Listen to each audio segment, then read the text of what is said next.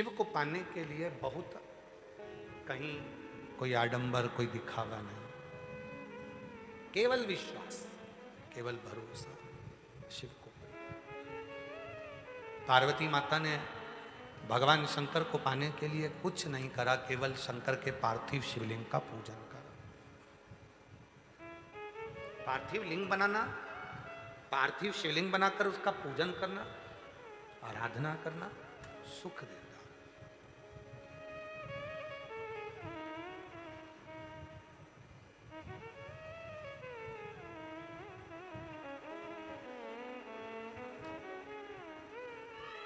जैसे शिव जी का एक नाम है ब्रह्मेश्वर महादेव।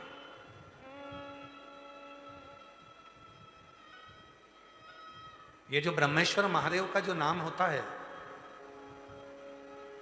कई लोग कहते हैं हमारा बच्चा डिप्रेशन में पहुंच गया, हमारी पत्नी डिप्रेशन में है, हमारा पति डिप्रेशन में है, नींद की गोली खाना पड़ रही है, सुस्त सुस्त रहते हो, डिप्रेशन में चल रहे हो, टेंशन दिन रात दिमाग में चलता रहता है।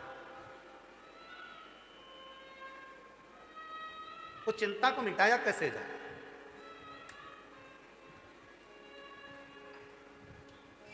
सात बेलपत्र भगवान शंकर के शिवलिंग पर चढ़ाकर सावन के महीने में 2 लोटा जल शंकर भगवान को, आप लोगों को मालूम है ना, सारे समय पर 1 लोटा जल और सावन में 2 लोटा जल। सावन के महीने में 2 लोटा जल शिव जी को चढ़ाया।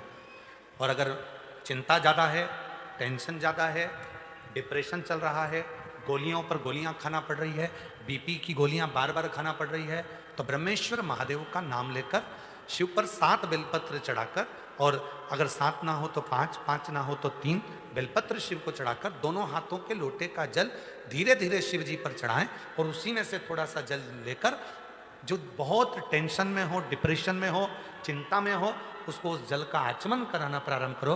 3 से 4 दिन के अंदर वो डिप्रेशन से बाहर निकलेगा, अपने कार्य में रुचि रखेगा और उसको प्रसन्न करेगा। ब्रह्मेश्वर महादेव का बोलो, कौन से महादेव? ब्रह्मेश्वर। बोलो ब्रह्मेश्वर महादेव की। पार्थिव शिवलिंग के निर्माण को माता पार्वती जी ने किया और उसका फल मां जगत जननी जगदम्बा अंबा को प्राप्त हुआ।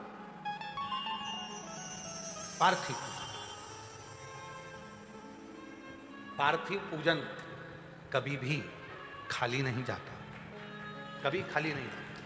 पार्थिव पूजन अगर किसी ने करी है तो खाली नहीं जाएगा। आप लोग 11 अगस्त को जो सावन की शिवरात्रि है, उस दिन जब आप शाम को 7 बजे पूजन करें, भले आपकी थाली में पूजन का सामान हो ना हो, केवल पार्थिव शिवलिंग बनाकर बैठ जाओ।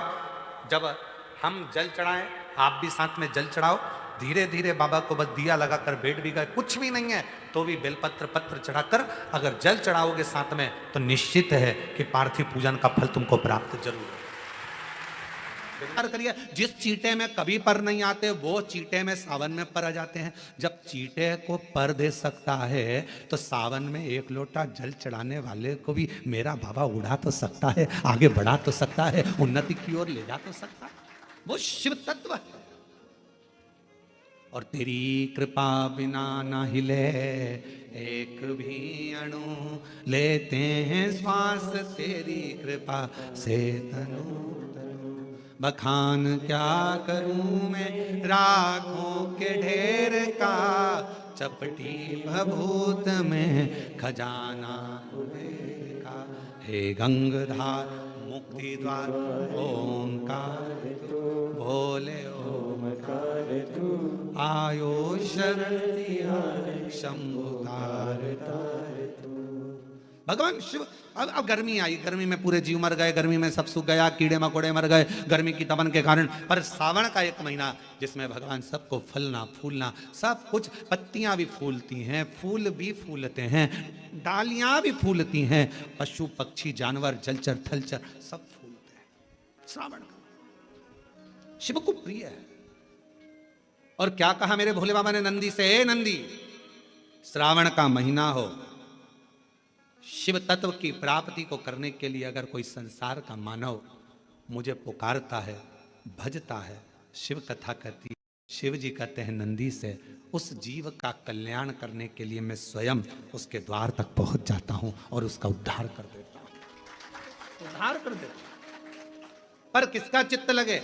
सावन में भी कई लोग ऐसे हैं जिनका चित्त नहीं लग पाएगा, क्योंकि सावन का महीना होता है तो कमाई के स्रोत भी ज्यादा हो जाते हैं। जीजियों की साड़ियां बिकने लगती हैं, फैशन का सामान बिकने लगता है, पर्स मोबाइल बिकने लगता है, सामान बिकने लगता है, क्योंकि उस समय व्यापार भी बढ़ता है। व्यापार इसलिए बढ़ता है क्योंकि भगवान भी चाहता है कि तेरा मन मुझसे हट जाए, व्यापार में लग जाए। क्योंकि भगवान को मालूम, हमने पहले भी कथा में कहा है, बच्चे को माँ गोदी में तभी तक रखती है जब बच्चा खिलौने से नहीं खेलता। खिलौने से खेलने लगेगा, माँ नीचे उतार देगी। उसी तरह भगवान तुमको अपने पास जब तक बुलाता है, जब तक तुम्हें अपना बना कर रखता है, और भगवान देख लेता है कि अब धीरे धीरे मेरे को इसको धन देना है, वैभव देना है, ये खिलौने से खेलना चालू करेगा, गाड़ी लाएगा, घोड़ा लाएगा, मकान बनाएगा, फर्नीचर बनाएगा, उसमें लग जाएगा, तो मेरे मंदिर आना छोड़ देगा। और मंदिर आना छोड़ दिया तो एक दिन मुझे धीरे धीरे, मैंने एक बार इसकी पहले की माताएं, पुरानी माताएं क्या करती थी, मिर्ची बारिश के पहले भर के रख लेती थी, धनिया बारिश के पहले भर के रख लेती थी, हल्दी बारिश के पहले भर के रख लेती थी, अनाज बारिश के पहले भर के रख ले, क्योंकि 4 महीना खाएंगे, खत्म हो जाएगा, अगले महीने में फिर 4 महीने बाद ले आएंगे। उसी तरह भगवान तुम्हें एक बार का विभव दे देता है, एक बार का धन दे देता है, एक बार की दौलत दे देता है, फिर लोग उसको भोगने लगते हैं, और भोगते भोगते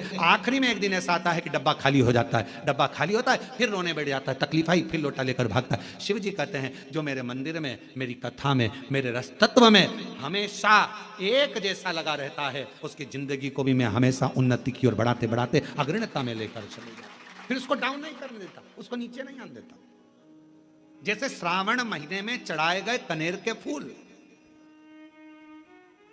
दुर्वा, और हम सबसे कहेंगे, मान लो यदि कोई विशेष कोर्ट का केस चल रहा हो, कोई कोर्ट में कोई बातें चल रही हो, अदालत आदि में कोई कार्रवाई चल रही हो, कोई फाइल प्रशासनिक अधिकारियों के पास फंस गई हो और कुछ ना कुछ उसमें अपने को लगता है कि तकलीफ का प्रसंग है, तो हम कहेंगे शिव की आराधना करो, सत्यता पर जियो, और साथ में 5 दुर्वा, 1 कनेर का फूल पीला, 1 पीला कनेर, 5 दुर्वा, 5 बेलपत्र लेकर शिव जी के मंदिर में जाकर शिवलिंग पर समर्पित कर कर 2 लोटा जल सावन के महीने में उसी पर बेलपत्र कनेर के फूल पर चढ़ाइए। देवाधिदेव महादेव की कृपा होगी। ज़्यादा से ज़्यादा 6 महीना, 7 महीना, इससे ज़्यादा निर्णय आप ही के पक्ष में। हम शंकर जी को जल कहाँ बैठ के चढ़ाते हैं?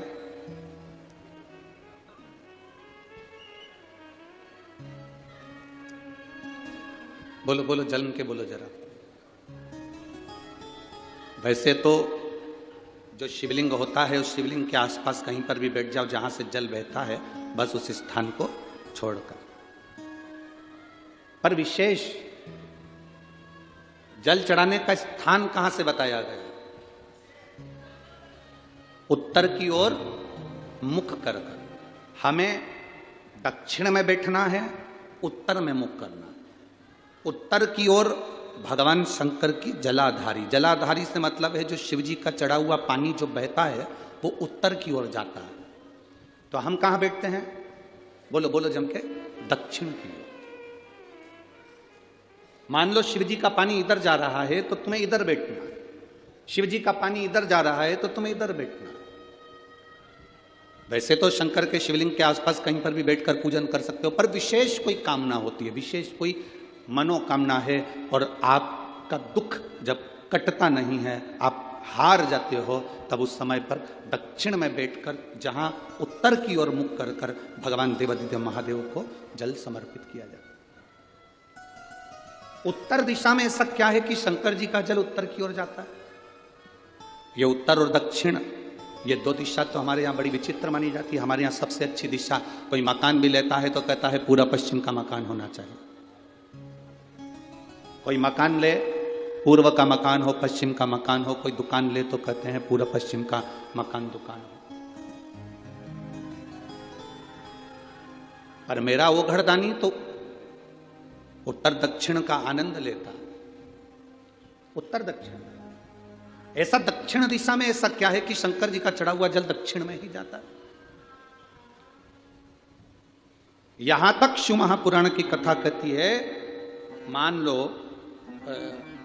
आपके घर में छोटा सा शिवलिंग है, आपके घर में छोटा सा शिवलिंग है, उस शिवलिंग को आपने थाली में रख लिया। थाली में रखने के बाद में गूंज रहा है आवाज, थाली में रखने के बाद उस थाली में शिवलिंग को रख लिया, आपने उसको स्नान कराया। थाली में भी अगर शिवलिंग रख रहे हो तो उस शिवलिंग का जो दिशा है वो उत्तर की होना चाहिए। भले आप मंदिर में पूरा पश्चिम में बैठे हो, आपके घर का मंदिर तो पूरा पश्चिम में ही होगा, आपके घर का मंदिर कहाँ होगा? पूरा पश्चिम में। पर शिवलिंग की दिशा कहाँ रखना है? उसकी जलाधारी की दिशा कहाँ रखना है? जम के बोलो जरा। उत्तर। आप मंदिर में पूरा पश्चिम में बैठो, आपके घर के मंदिर में आप पूरा पश्चिम में बैठ के पूजन करो, क्योंकि आपका मंदिर पूरा पश्चिमी होगा।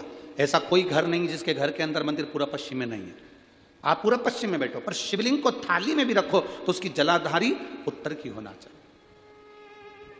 आपने अगर स्नान कराया है, शंकर भगवान के शिवलिंग का जल जो आप लेकर जा रहे हो विसर्जन करने के लिए, शिवलिंग का चढ़ा हुआ पानी जो भगवान को हम घर में स्नान कराते हैं, भगवान को घर में नहलाते हैं, स्नान का जो जल होता है उसको हम ले जाकर जब वृक्ष में डालते हैं, उस समय पर शंकर का घर में चढ़ा हुआ जल जब हम ले जाकर उसको डालते हैं वृक्ष में, अगर आपका ध्यान उत्तर की ओर है, आपका मुख उत्तर की ओर है, भले आप जल डाल रहे हैं पर मुख यदि आपका उत्तर की ओर है तो आपकी मनोकामना पूर्ण होती ही है, ये निश्चित है।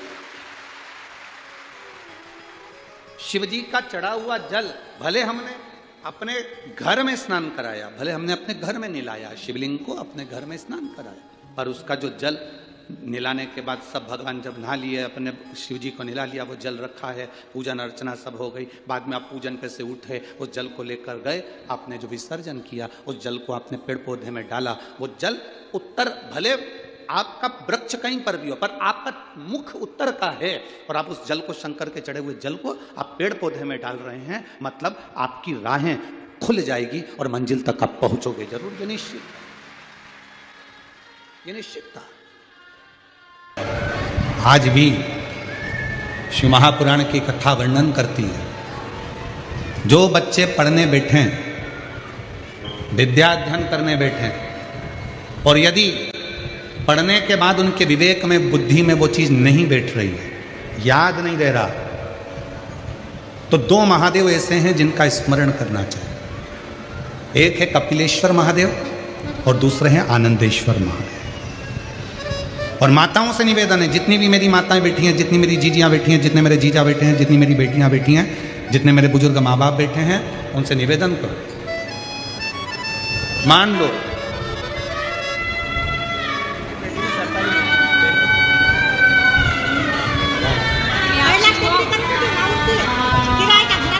हो, अब हो गया खुद का बन गया, अब हो गया। एक बेटे का सरकारी नौकरी लगा है, एक बार जोरदार ताली बजाकर स्वागत करें। स्मरण रहे,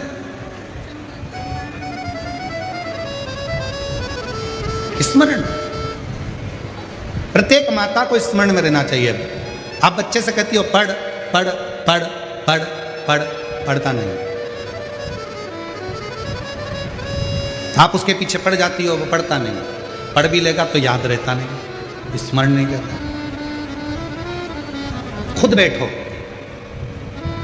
बच्चा कितना भी ट्यूशन चले जाए, कितनी भी कोचिंग चले जाए, कितनी भी अच्छी कोचिंग में जाकर पढ़ ले, पर प्रत्येक घर की माता को, प्रत्येक घर के पिता को एक काम करना चाहिए, कम से कम 15 मिनट, 20 मिनट, आधा घंटा अपने बच्चों को पढ़ाने के लिए जरूर बैठना चाहिए। कई माताएं कहती हैं गुरुजी हमने ट्यूशन लगा दी, कोचिंग लगा दी, भले लगा दो, अपना बेटा है, तुम्हें नहीं आता ज़्यादा पढ़ाना, फिर भी उसके पास बैठो, वो कॉपी लेकर बैठेगा, पढ़ेगा, जितनी देर बैठ सकते हो उसके पास बैठो थोड़ा।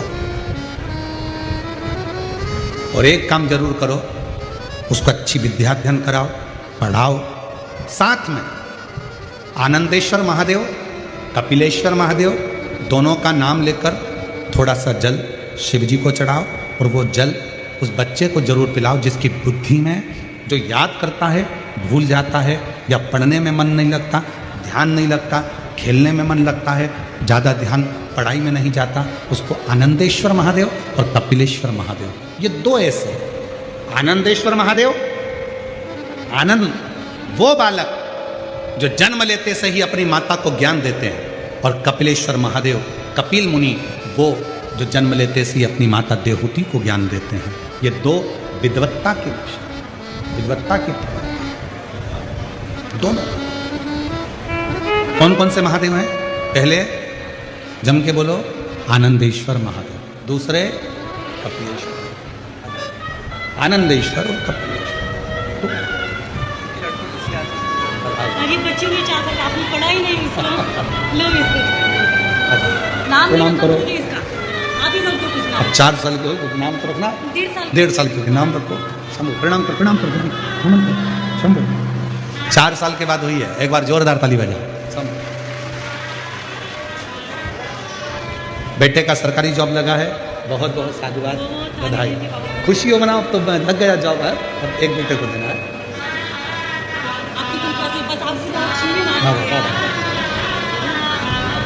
एक बेटे के लिए जाओ।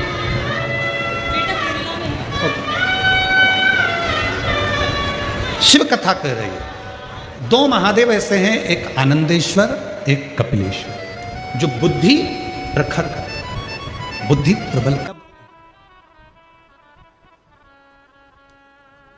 सारी दुनिया की ठोकर खा लो,